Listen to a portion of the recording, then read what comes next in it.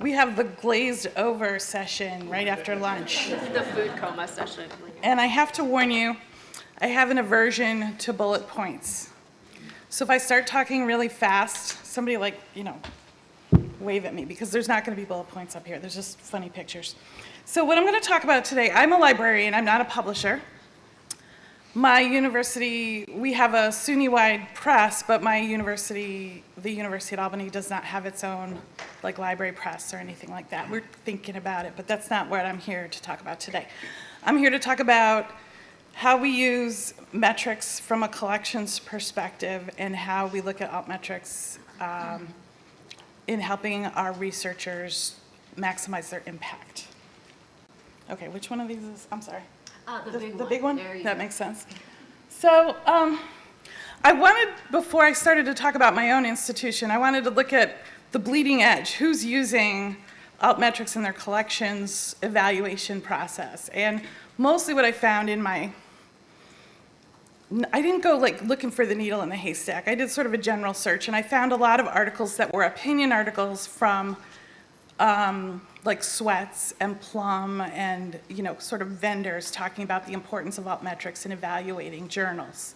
But I didn't see scholarly peer-reviewed articles that were what I like to call how I done it good articles from university libraries using altmetrics. I have not seen anything come through that. Doesn't mean people aren't doing it. It just means it hasn't made the literature yet, at least in an easy to find way. There may be something out there. I just didn't do that exhaustive kind of search. So my institution, our budget has remained flat. Our costs have not. So we have Brokey here. I wanted to tell you what we have moved to in terms of evaluating our journal collection. We had a big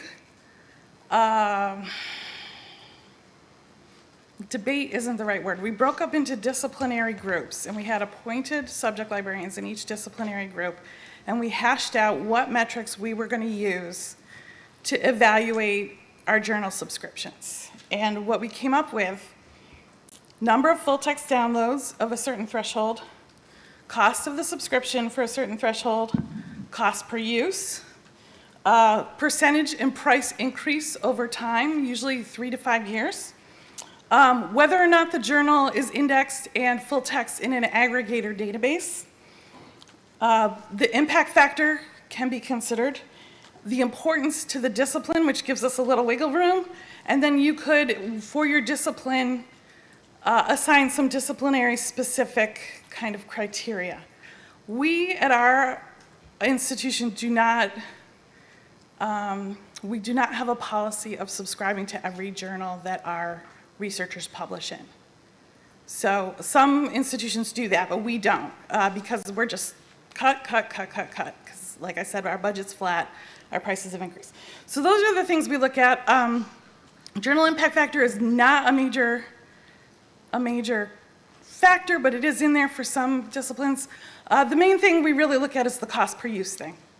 So to that end, let's talk about some of the other things that we do with the metrics.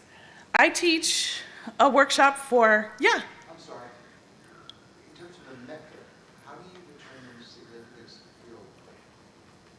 well, that's a wiggle room thing for a disciplinary for a subject liaison librarian to give them some wiggle room. It's not so much a metric, it's more of a reputation approach, I would say.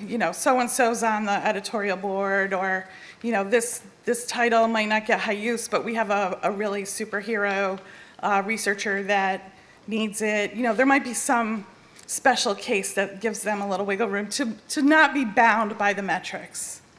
Because, we're librarians, we don't want to be totally number driven. So with the altmetrics, one of the things that people talk about is it helps scholars see the impact of their research more quickly than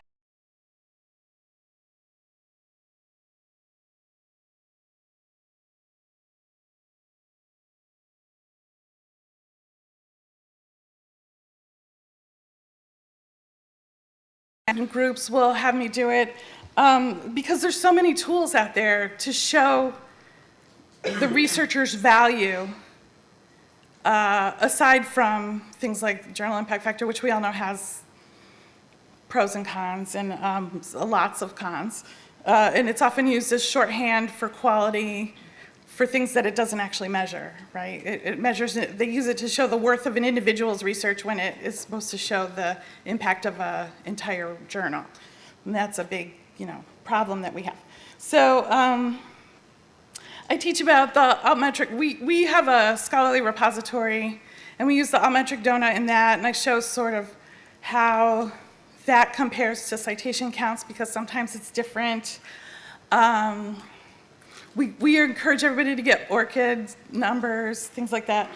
I was looking for research to show the relationship between altmetrics and citation metrics. It's all over the map. There's somebody in China, her last name was Vaughn, and she said that downloads, altmetrics, and citation metrics are correlated within disciplines, but I don't know if that's just for Chinese literature, because I've also seen other things that say, yeah, it's really all over the map, but hopefully we will see some sort of correlation to a certain extent.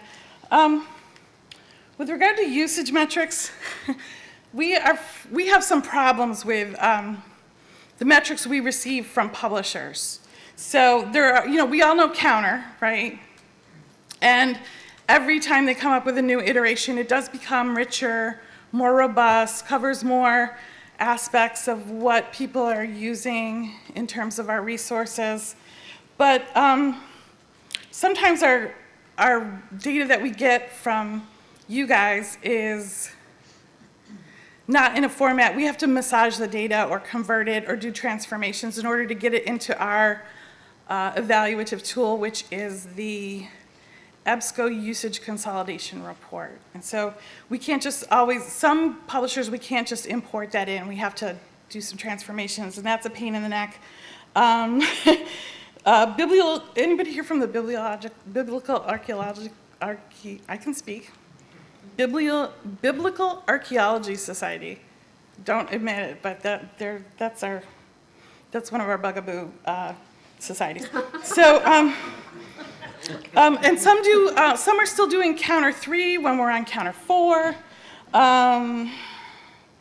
Sometimes publishers, if the publisher has more than one title that we subscribe to, they leave out the titles that have no usage, and then we have to go back and figure out which ones we subscribe to that had no usage. And sometimes they give us everything. The Ingenta platform gives us every journal they have, and our data analysis person told me, what was the number? 21,874 titles on the Ingenta platform, of which 52 were relevant to our institution. So that was quite a data cleanup for her. She's,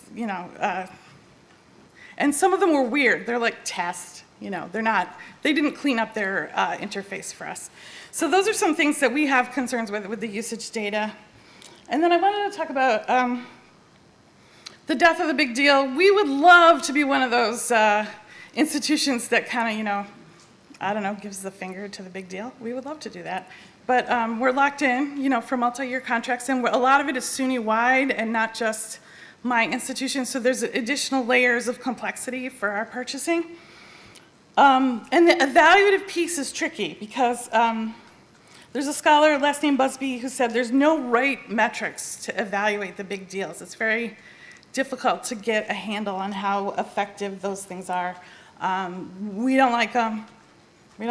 But there was a University of Kansas, they looked at usage stats from Counter, and they mentioned that they used journal impact factor and altmetrics in their introduction of their article, but then I didn't see in their methodology where that was actually factored in, so I don't know. The other thing that we're looking at is open access, of course. Not just open access, but the low-cost access models that are starting to come out, and nonprofit publishing, things like that. Open access, I personally have concerns with the sustainability. For a long time, or not for a long time, but in recent years, there have been initiatives where somebody gives you a big pot of money, you start up some open access journals, and then who knows what happens after that, right?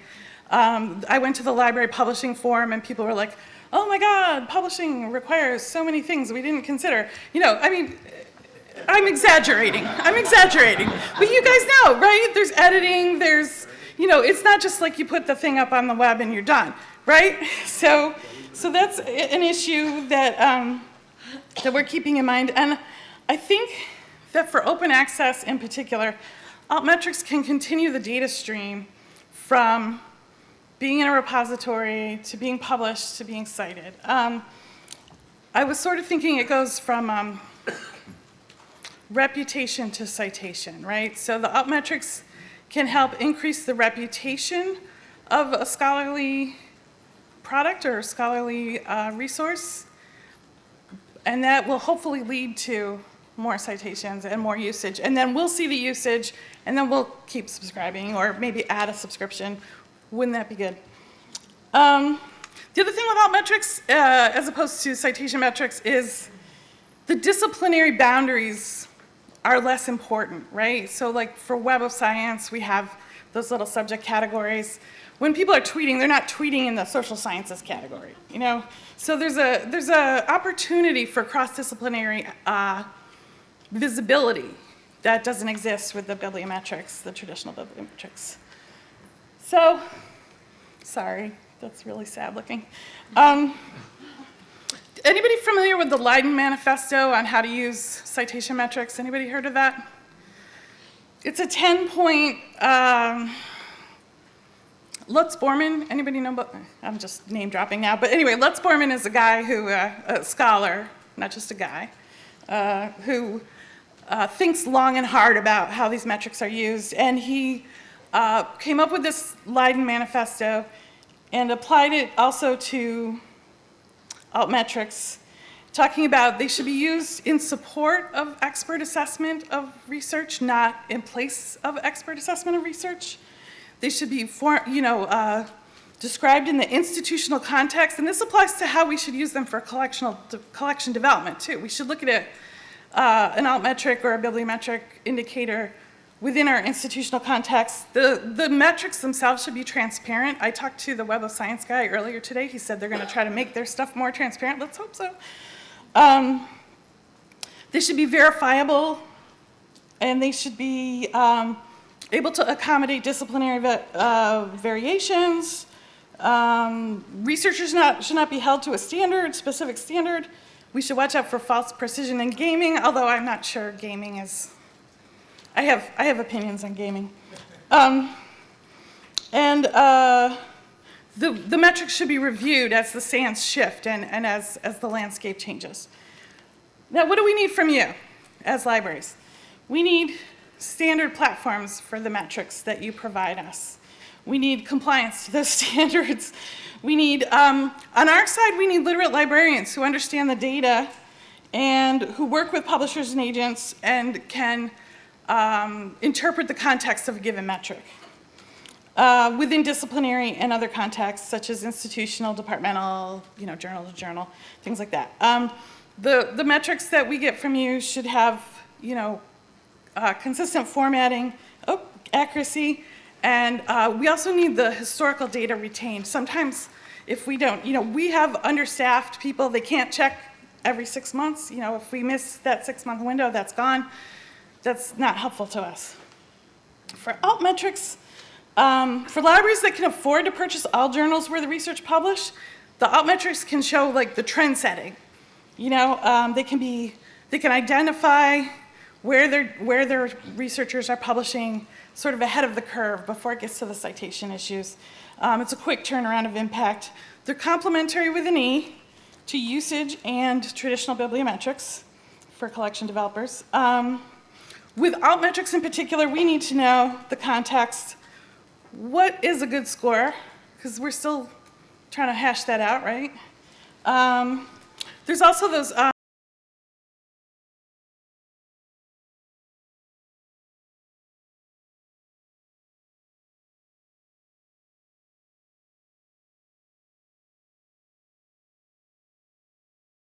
transparency we need, value assessment. Most of what I've talked about is not my original idea. These are my references. I think we'll make these slides available. These are my pictures. This is me. Thank you.